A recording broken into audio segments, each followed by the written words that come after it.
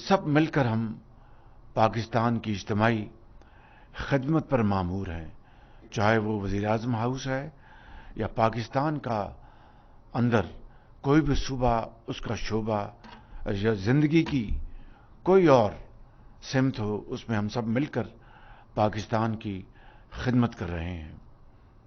मैं समझता हूं कि आज ये मौका आ गया है कि हमें पाकिस्तान को इन मुश्किलात से निकाल कर खुशहाली की तरफ ले जाने के लिए मैं समझता हूं कि हमें जितनी आज कौमी यकजहती, इत्तेफाक, इत्तेहाद और मेहनत की ज़रूरत है, शायद 75 साल में पहले कभी नहीं थी।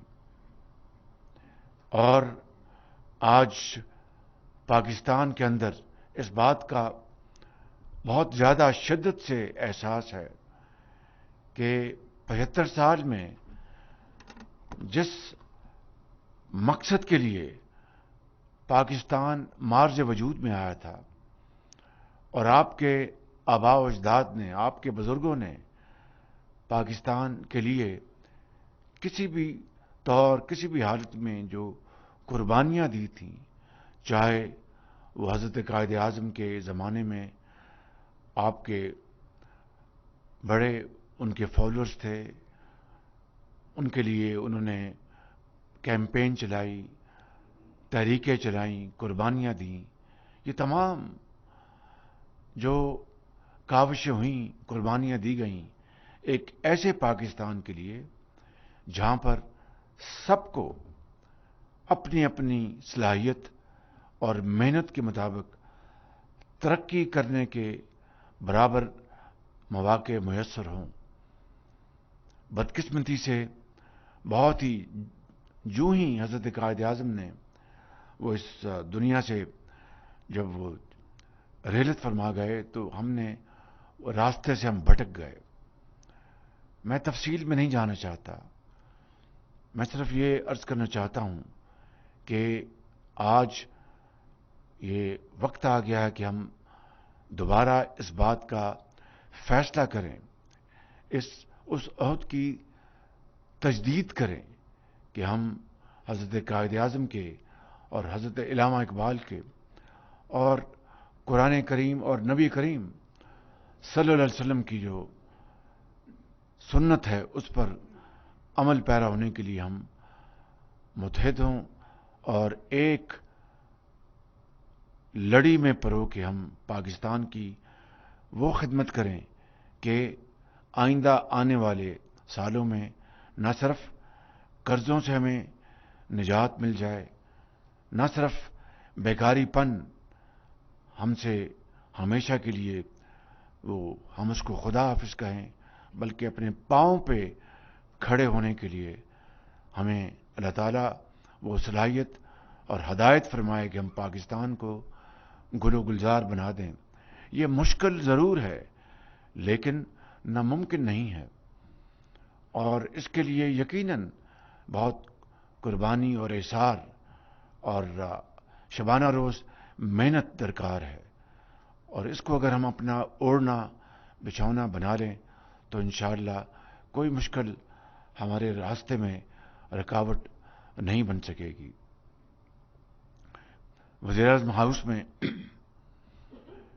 मैंने कोशिश की कि जो वसाइल हैं उनको मुमकिन हद तक उनको बचाया जा सके, यहाँ तक कि जब हमारी जो माशी सूरत हाल बहुत चैलेंजिंग हो गई तो आज से चंद माह पहले काबीना ने एक वॉलंटरीली फैसला किया कि हम तनख्वाहें और पर्क्स एंड प्रिविलेजेस और जो महंगी गाड़ियां हैं वो वापस कर देंगे। बेशुमार वज़रा ने इस फैसले को लेकर आगे चले। कुछ वज़रा ऐसे थे कि जिन्होंने खामोशी से मेरे कान में कहा कि हमारी जो माशी हालत ऐसी नहीं कि हम अपनी तनख्वाह को فورگو کریں تو آپ ہمیں اجازت دیں کہ ہم تنخواہ لیتے رہیں. میں نے کہا کوئی آپ کے اوپر بار نہیں ہے, یہ آپ کی مرضی ہے. مگر آج بھی کل تک, اب تو کابینہ رات کو ختم ہو گئی, آج بھی کل تک انہوں نے تنخواہ نہیں لی, گاڑیاں واپس کر دیں اور کچھ تنخواہ لیتے رہے, اور یہ ان کا حق ہے. میں کہنا یہ چاہتا ہوں کہ اگر ہم پاکستان کے وسائل کو بچا کر اور ایک انصاف کے طریقے سے ہم ان وسائل کو اس قوم کی غربت, بے روزگاری اور ناخواندگی کے لیے استعمال کریں تو یقین کریں ہمیں کہیں سے قرضے لینے کی ضرورت نہیں ہے. ہمارے پاس اللہ تعالیٰ نے معدنیات کی بے پناہ دولت دی ہے. ہمیں اللہ تعالیٰ نے زرخیز زمین عطا کی ہے, دریا عطا فرمائے ہیں, پہاڑ ہیں. آپ جیسے قابل, بہت قابل پاکستانی اللہ تعالیٰ نے اس ملک کو دیے ہیں, جو اس ہال میں ہیں اور پورے ملک میں پھیلے ہوئے ہیں. صرف اگر کسی چیز کی کمی ہے تو کر گزرنے کی کمی ہے.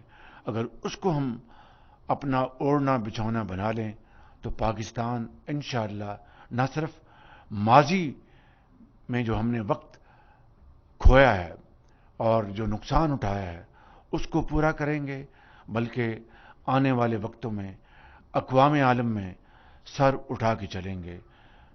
یہ تبھی ہوگا کہ ہم من حیث القوم یہ فیصلہ کر لیں کہ ہم نے اپنی تقدیر بدلنی ہے. میں آخر میں آپ سب کا ایک مرتبہ پھر دل کی اتھاہ گہرائیوں سے شکریہ ادا کرتے ہوئے میں یہ کہوں گا کہ اب انٹرم گورنمنٹ وزیر اعظم آئیں گے. آپ نے اسی محنت سے, اسی لگن سے آپ نے اپنی ذمہ داریاں ادا کرنی ہیں کہ یہی ذمہ داری آپ سے تقاضا کرتی ہے. اور انشاءاللہ آنے والے وقتوں میں جو بھی حکومتیں آئیں گی, آپ اللہ تعالیٰ کے فضل و کرم سے جہاں بھی ہوں گے آپ پاکستان کی بھرپور خدمت کریں گے. اللہ تعالیٰ ہم سب کا حامی ناصر ہو. آپ کو اللہ تعالیٰ ہمیشہ خوش و خرم رکھے اور آباد رکھے. پاکستان پائندہ باد, قائد اعظم زندہ باد.